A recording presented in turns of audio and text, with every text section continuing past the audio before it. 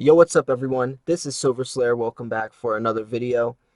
Today, I'm going to just be talking about the most important things I've learned over the 7 years I've been buying and investing in silver, researching silver, educating myself and others, and just really share the most important things that I've learned, my mistakes I've made, and some of the profits that I've made. Just what I've learned, what my experience is, and just to share that with you. Obviously, when you are stacking or investing into anything or learning anything in life, you have to make your own experiences and learn from your own mistakes, but you can also take advice, take it with a grain of salt and take what you need and leave the rest. But it is very important to try to get some other insight, to have an open mind and learn or try to understand different angles, different approaches, different perspectives people have on certain things, because that expands your insight and it allows you to see certain things that maybe you would have looked over or maybe not have even thought about in the first place. So I love these types of videos. This is a more open type of video. I don't have an exact format. I wrote down probably 30 or 40 things, just little things that I've, key little factors, key components that have really helped me in my stacking journey, and I want to share that with you guys. So I think this is going to be a really fun, entertaining video. And if you do enjoy this video, smash that like button. I appreciate all the support on my last video and everyone who did go over to Silver Husky's channel and helped him. He just hit 250 subscribers, so that's amazing.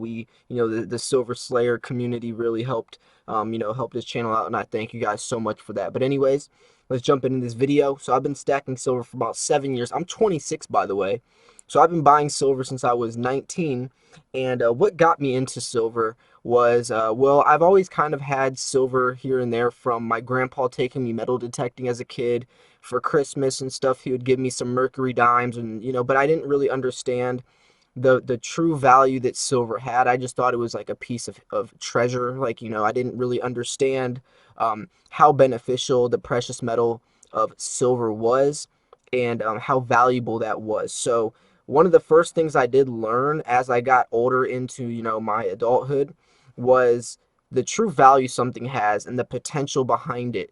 Now, I knew silver wasn't that expensive, but I saw how much potential there was in this precious metal from looking at several different factors, whether it is whether it's the gold to silver ratio, comparing that or correlating that to how much it comes, or the ratio that it comes out of the ground.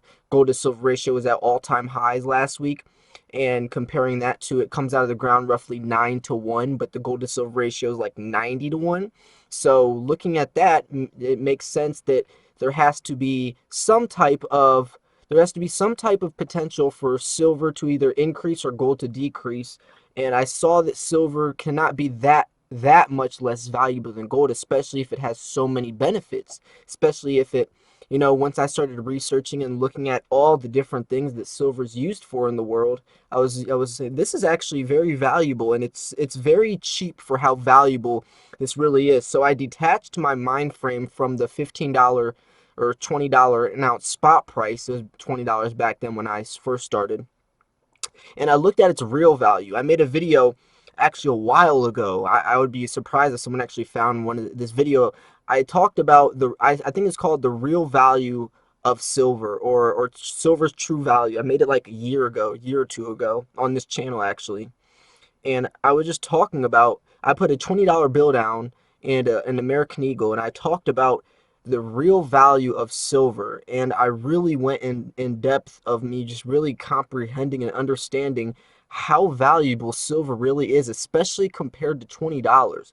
And it was an amazing video. It has thousands of views. I think it has like 30,000 views or something. So a lot of people did respond well to it and enjoyed it. But that's really just me trying to grasp, not trying to stick the same perspective of silver to spot price, because silver is much more valuable than that.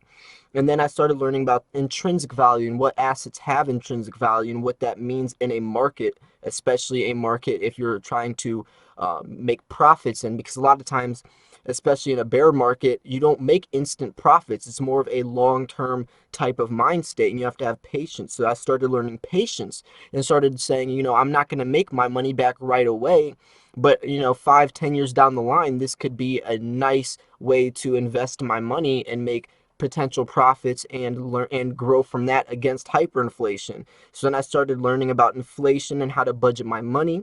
I started learning wants versus needs. What do I don't need Starbucks every day. I could save that $7 a day and buy a nice amount of silver at the end of every month.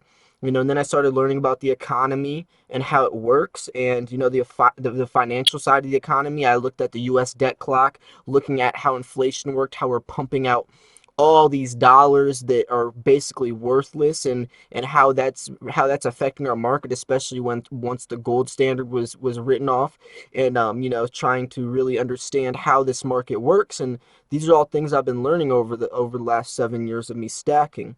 So silver stacking has really helped me grasp a nice understanding of the world and how everything runs, and it's helped me tremendously with that.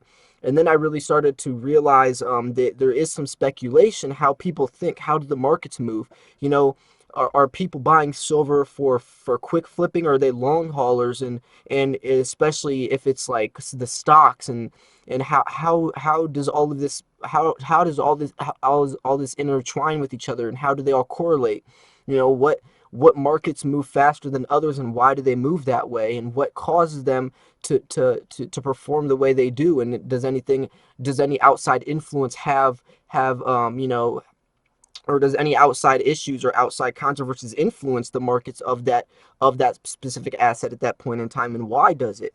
So then I'm starting to learn that, and that really helped me with cryptocurrency, because Bitcoin was all about speculation. So I started learning how to invest into certain cryptocurrencies that I knew would perform well depending on what was happening to that coin, or in the economy, or the speculation, or whatever was going on. So then I started learning that. I started learning how to balance, and then I got into starting to buy other types of silver, diversifying. I bought a lot of poured silver at first, and then I started going to junk silver. If you go back in my channel, you can literally watch myself blossom, or develop this entire journey. A lot of my first unboxings were like Jaeger's poured silver, MK bars, the silver tombstone, stuff like that. And I was highly influenced from like Silver Slacker. And then I started getting into junk silver, and then I started my Panda Phase, which you guys know that was really strong. I really love my pandas and kookaburras, but I started to realize, and I learned this from you guys, that buying pandas and kookaburras does not those are not numismatic coins. They're barely even semi-numismatic. And I used to use that term a lot. I used to call all my pandas semi-numismatic coins, which you could still maybe argue, but I look at them as bullion coins. They are bullion. If you sell them to your local coin shop, you will be buying them for basically spot price. And I almost feel bad that I might have kind of gave some misinformation back in the day when I was first starting out. But I could argue myself, because those coins do appreciate over time a lot faster than eagles, because the design changes every year, because they're highly sought after mints, and because they have lower mintage numbers than compared to eagles and other coins like that. But they definitely, if you're gonna sell them online, you can get the premiums back. But if you're gonna sell them to your local coin shop, you'll be selling around spot price. And that's something I try to really reiterate nowadays, because I don't want to mislead people thinking if they buy pandas that they're going to get rich in a couple of years. That's not the case. There are coins that can do that, and I've talked about how they can, whether it's low mintage numbers, whether if it's the coin is a perfect condition graded MS70, PF70, if it's in a set or a series, if there's a mint error die variety, etc.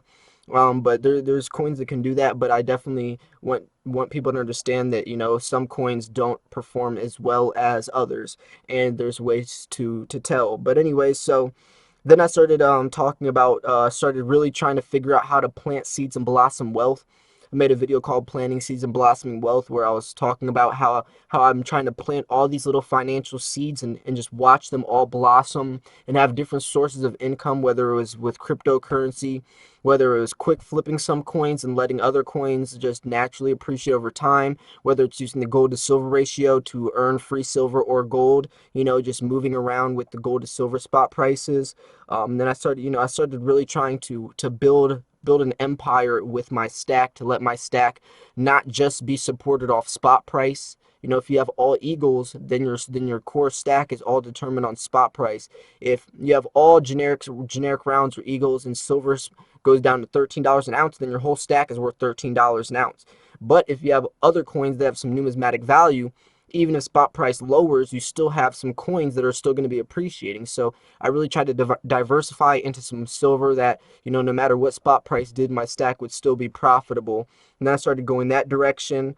You know, then I started learning that certain coins you can invest in for specific situations. So what I buy should depend on where I buy. You know, ATMEX might have the best prices for pandas, but maybe you know, Jaeger's Port Silver has the best prices for Port Silver, or maybe your local coin shop has the best prices for junk silver.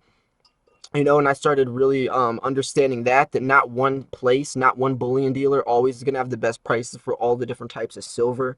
And then I started realizing that you know, this is more of a prepping type of thing too. You're preserving your wealth against hyperinflation and how to prepare against that. And then I started you know, really figuring out the history behind these coins, the medical benefits of silver. I learned about colloidal silver, how that works, how there's nano silver and all these different things, and how it's used for water purification, the most highly conductive metal for thermal conductivity and electricity. So you know, there's just so many things that silver can do, and just thinking that just buying silver just to get rich is you're missing the whole entire point. You know, the way the technological world is moving in advancement compared to silver, as silver the cheapest metal that performs the best. You know, it's incredible to see that, you know, it's in laptops, cell phones, in the medical world, the industrial world, used for everything, space equipment, dental alloys. You know, and I think that people are starting to understand that, and we need more and more silver. And a lot of silver is getting lost, not recovered at the rate gold is, because gold is used for jewelry. A lot of gold is just used for rings, you know, wedding bands, necklaces, stuff like that, chains. And then when someone sells that chain, they send it to the pawn shop or your coin shop, and then they melt it back down. Well, silver's and all this other technology that is getting lost in junkyards, and they're not scrapping it, they're not remelting it at the rate of gold. So a lot of silver is lost as well. So then I'm realizing that, and you know, just the monetary age we're evolving into, we're evolving into, is just is all digital. And how is that going to affect a physical precious metal as silver? Is there going to start, are we going to start seeing more things like with Bitcoin, where there's gold backed cryptocurrencies and there's silver backed cryptocurrencies, where you could trade your silver in for Bitcoin, or vice versa, you could trade your Bitcoin in for silver or gold. You know, and what's that going to happen? How is that going to affect silver ETFs and you know, paper stocks and stuff like that? So that's all these things that are in my mind right now, and I try to think about it on a daily basis. You know, not trying to overthink anything or overanalyze, but I definitely am trying to just, you know, learn as much as I can, so I can also help you guys figure this out as well, because this is definitely a community based type of subject. I like to involve all of my audience and my viewers in, to try to make the best content as possible, and I hope you guys do enjoy that. But anyways, if you did, make sure to smash that thumbs up button. What do you guys think about this subject? How long have you guys been silver stacking? I'm curious. You know, have you learned anything from this video? If you did, let me know what you learned down below. I'd love to hear all of your input and insight. Anyways, this was Silver Slayer. Thanks for tuning in, guys. I'll see you guys soon. Peace.